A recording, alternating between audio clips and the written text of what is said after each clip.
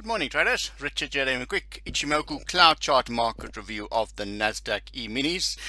We have a little bit of a rebound there, found support at the cloud chart support zone here. We look here back at November support zone here, 19,328 to 19,399, basically 3,400. Got a bit of a rebound there. This comes after about a 14%, just about 14% correction in the NASDAQ futures. Now, it will be interesting to see over the next couple of days if this support zone is going to hold, because it's absolutely critical for the support to come back into the market at these levels, because the next drop can be much further, because we can see the market still do a 15 to 20% correction. And to see where the levels for that is, we're going to look at the weekly Ichimoku. As you can see, there's successful rebound from the top in the cloud there, digging into that support zone. If support fails here this week and early next week, then the downside risk would be these lows here, as well as the bottom end of the cloud. So there's a significant downside risk. If this rebound rally fails, then we can easily see the lows there, 18,800 basically, and then the bottom end of the cloud there as well is the ultimate downside target. And then we're looking at quite a hefty correction further on. We've only got 4 down weeks so far. It's kind of like a normal kind of correction, 4 to 5 weeks down. Similar to what we've had here, we need to see something like that in and around here at the cloud chart support zone. So keep an eye on that for a continuation of this support rebound at the top in the cloud there.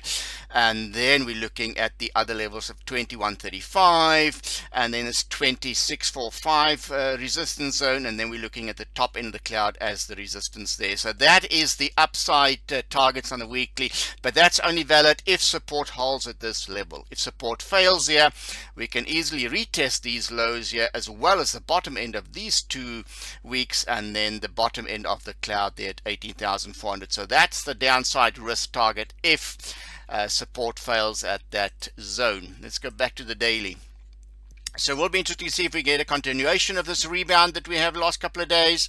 And then the upside targets here would be the bottom end of the cloud here at 19,945, 20,222, 20,325, the bottom end of the front end of the cloud.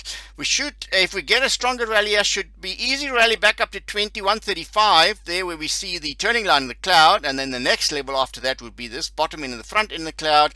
And then we've got the standard line of the Ichimoku cloud to deal with, 2729. So that's the upside targets, but that's only valid if this support zone remain in place. So keep an eye on that. Let's take a look at the 4-hour.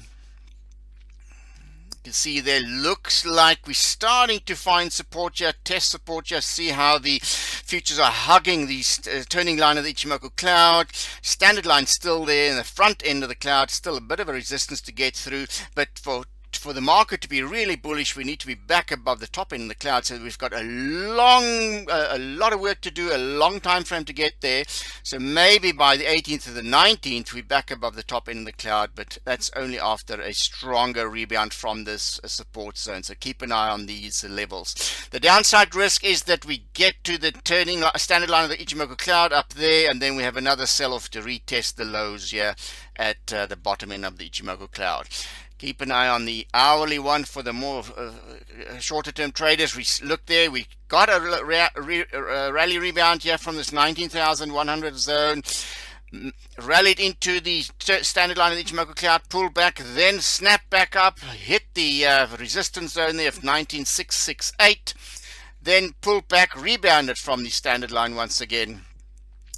Almost got through and stayed above the top end of the cloud. So for a brief period, it was back in bullish zone, but only for the top end of the cloud resistance zone to hold, and then we sold off back down to the bottom end of the cloud. So there was some swing trade opportunities here to the upside, and there were short selling opportunities there to the downside.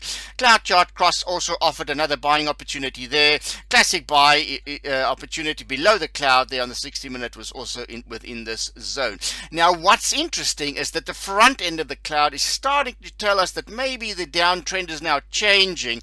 So keep an eye on these levels here.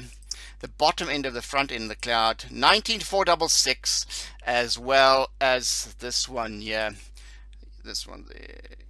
at 19,425. Keep an eye on those two levels. So if we get a continuation of the rebound from this zone, and then as soon as we cross back above the cloud and we can close and stay above the cloud, that'll be great on the hourly, and then we have a nice little rebound rally in the making. And then the upside targets would be these old resistance levels, and then by that time hopefully the 4-hour Ichimoku cloud will also be back above the top end of the cloud, back above 2135. So that's the critical point there for us to be really bullish on the NASDAQ futures recovering. But in the meantime, keep an eye on this cluster of support here that we now know comes from the 60-minute chart. Look out for resistance at the front end of the cloud there, as well as the standard line of the cloud, 19712, and then the bottom end of the cloud is the next target, and then the target after that is 2135. That's only if the support zone holds. If we get a reversal to the downside, watch out for those downside targets there, because we can the cliff there, this is really a big little cliff to drop past, back into the abyss of 18,423 would be the downside target there, so keep an eye on that. So the market is flirting with significant support on the daily.